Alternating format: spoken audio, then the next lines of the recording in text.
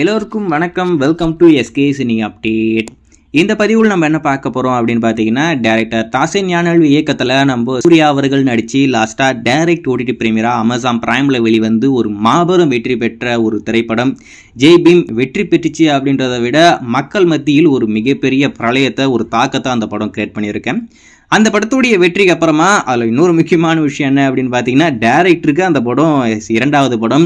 ஆனால் அந்த படம் மூலிமா தான் எல்லாருக்கும் அந்த டேரக்டர் தெரிய வராப்புல. யாருப்பா இந்த டேரக்டர், என்னப்பா இந்த மாதிரி பண்ணிட்டாரு அப்படின்னு சொல்லிட்டு அவரை பற்றி எல்லாரும் பேச ஆரம்பிக்கிறாங்க.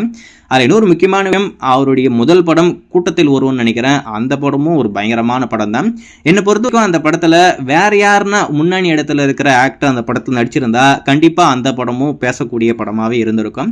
நம்ம அசோக் செல்வன் அந்த படத்தை நடிச்சதுனாலேயோ என்னமோ அந்த படத்தை யாரும் பெருசாக கண்டுக்கவே இல்லை. ஆனால் கண்டென்ட்டை பொறுத்த வரைக்கும் ரொம்பவே ஒரு சூப்பரான படம் தான். அதுக்கடுத்து ஜெய் பீம் வேற லெவலில் மிரட்டி எடுத்துட்டாரு. அதுக்கடுத்து என்ன அப்படின்றது தான் ஒரு ரசிகர்களுக்கு இருந்த ஒரு எதிர்பார்ப்பு. சூப்பர் ஸ்டார் ரஜினிகாந்தை வச்சு தலைவர் 170 நான் பண்ண போகிறேன் அப்படின்ற விஷயத்த அஃபிஷியலாகவே அனௌன்ஸ் பண்ணாங்க. லைக்காக தான் அந்த படத்தை ப்ரொடியூஸ் பண்ணுறாங்க. இதுவுமே ஒரு மல்டி ஸ்டார் மூவி தான். ஒரு லாங்குவேஜ்லையும் முன்னணி இடத்துல இருக்கிற ஆக்டர்லாம் தூக்கி இந்த படத்தில் போட்டிருக்காங்க. இந்திக்கு அமிதாப் பச்சனுமே இந்த படத்தில் ஒரு முக்கியமான கதாபாத்திரம் பண்ணுறாப்புல.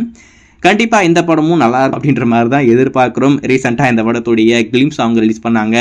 அதை பார்த்ததுக்கப்புறம் என்னது இது, நம்ம டேரக்டர் படமே இது இல்லையே, அவருடைய ஜானரே இல்லையே அப்படின்ற மாதிரி நம்ம பேசிக்கிட்டு இருந்தோம்.